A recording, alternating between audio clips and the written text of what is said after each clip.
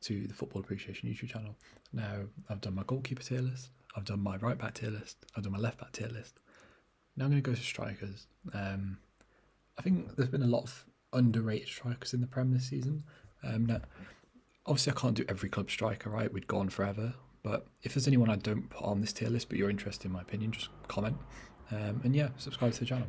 But let's get into it. I think there's some that I can kind of just get off really quickly. So Fabio Silva, I've already done a video on my channel about him. It's my most viewed video about why Football Daily are wrong about him. So I don't really need to speak about him. I think he's had a decent first season, considering he's 18 and how bad Wolves are. Same with Timo Werner. I've done multiple videos. I did a video on Timo Werner a few days ago called Why Timo Werner's Getting Picked Over Tammy Abraham. So go watch that. But I think Timo Werner's had a really good first season. Obviously, he's played out wide, but I think he's had a good first season if you ignore the price and the expectations. Mitrovic has been, I'm going to go below average purely because he hasn't really played much. And when he has played, he's put up all right numbers and his XG is actually pretty good. He's just kind of been cast aside. So I don't really want to put him in poor. But it's been a season to forget for Mitrovic. But I think if another club picked him up, he'd actually do quite well. Ryan Brewster, I don't even need to speak about him. He's done absolutely nothing. But I think he'll bang at Championship level.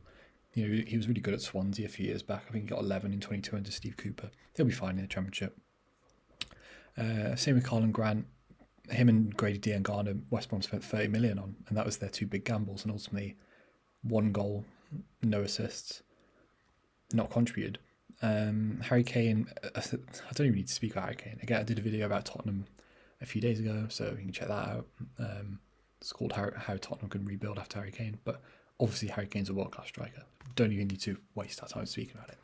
Now, let's go with Patrick Bamford. Patrick Bamford is someone that's proved me wrong.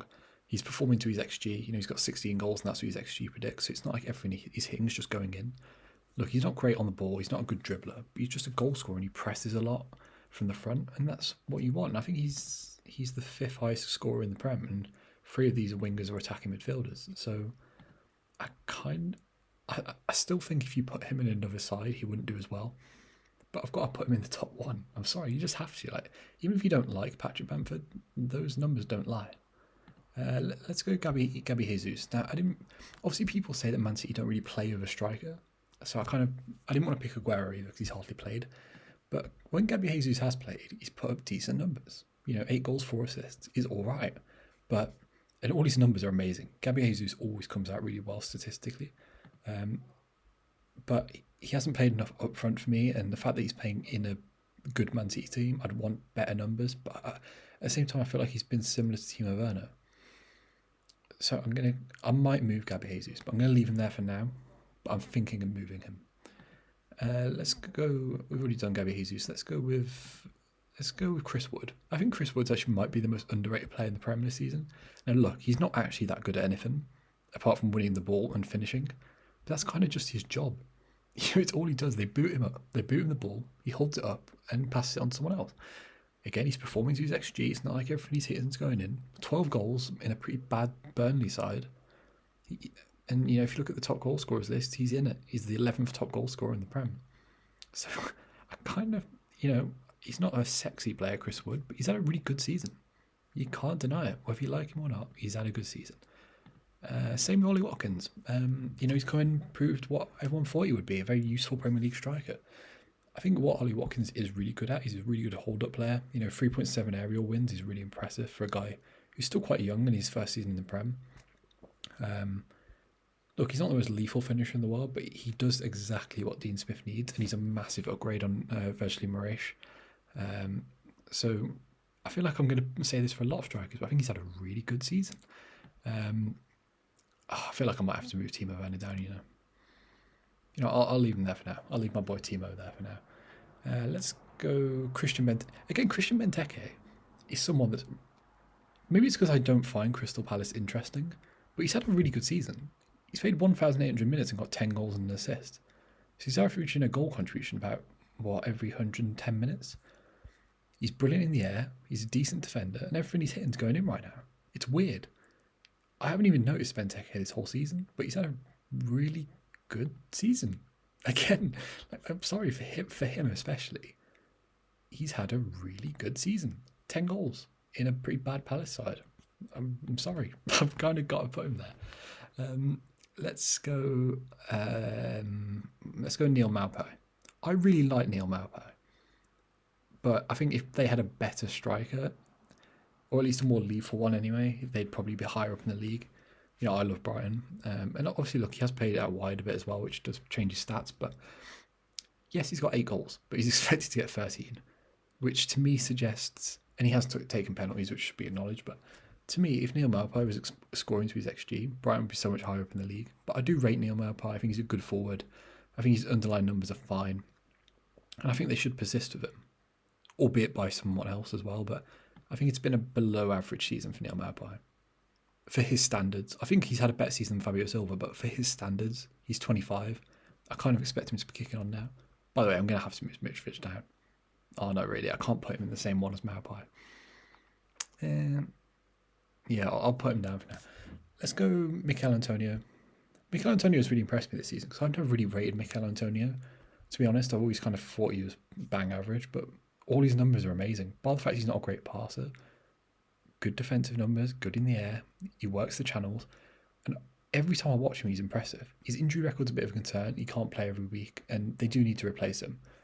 Like, obviously, the Sebastian Haller thing kind of failed. I think Tammy Abraham would be an amazing replacement for him personally, but again, like many of these players, he's had a really good season. So I'm going to have to put him in the good. I feel like every striker is going to be in this category. Let's go with, I've already done Neil Maupay. Let's go Dominic CalvertLewin. He's just done what he's expected to. I don't think Everton are a good side. I don't think he's a good, well-rounded player. But again, like Chris Wood, he does what he does well. He finishes well. He's good in the air, and he fits Carlo Ancelotti's system. I think Everton lack pace, and they don't put enough crosses into him.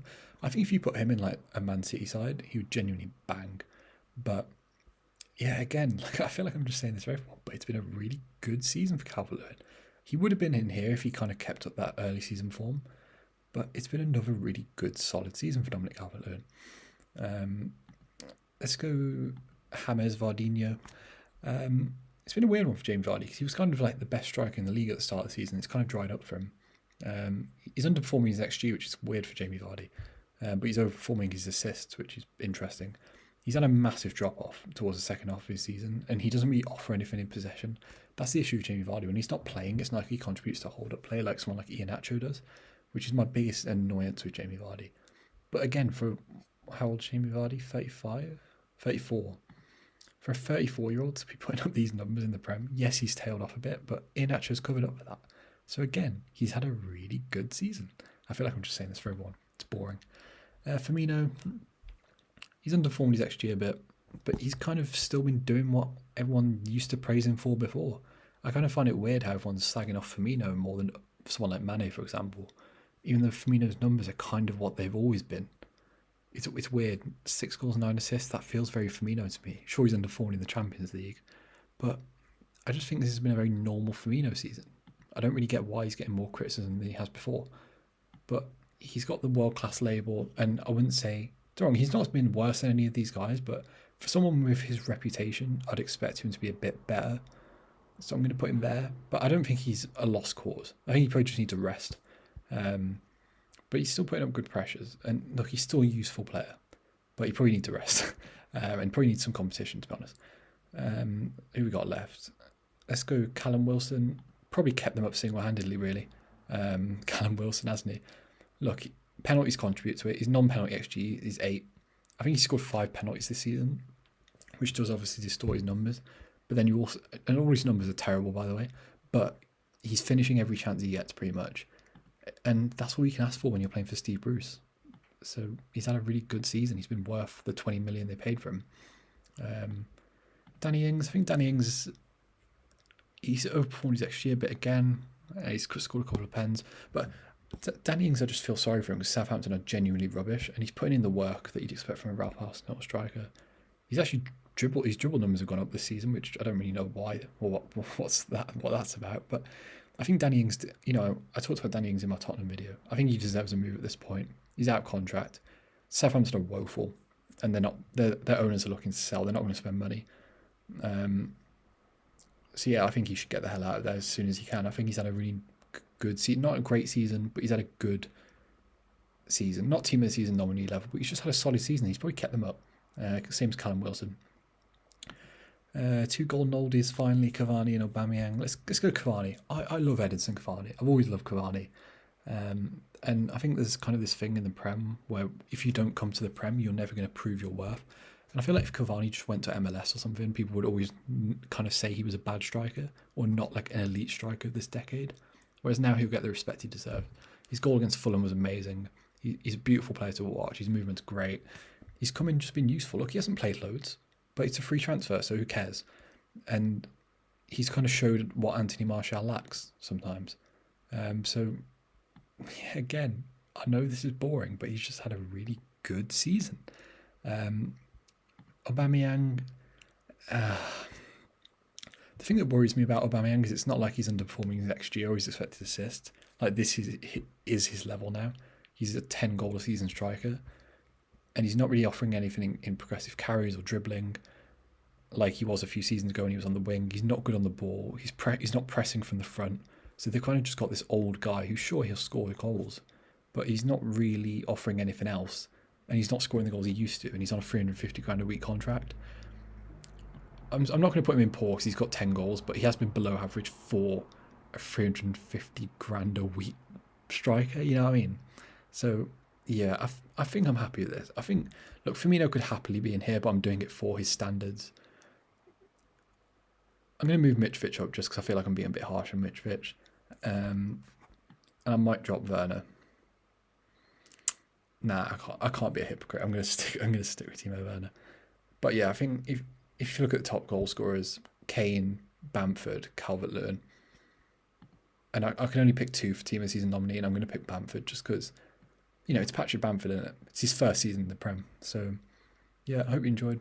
Comment below if you disagree with me. I'm sure I'm going to have annoyed some people. But yeah, subscribe, check out some of the videos on screen now, and peace.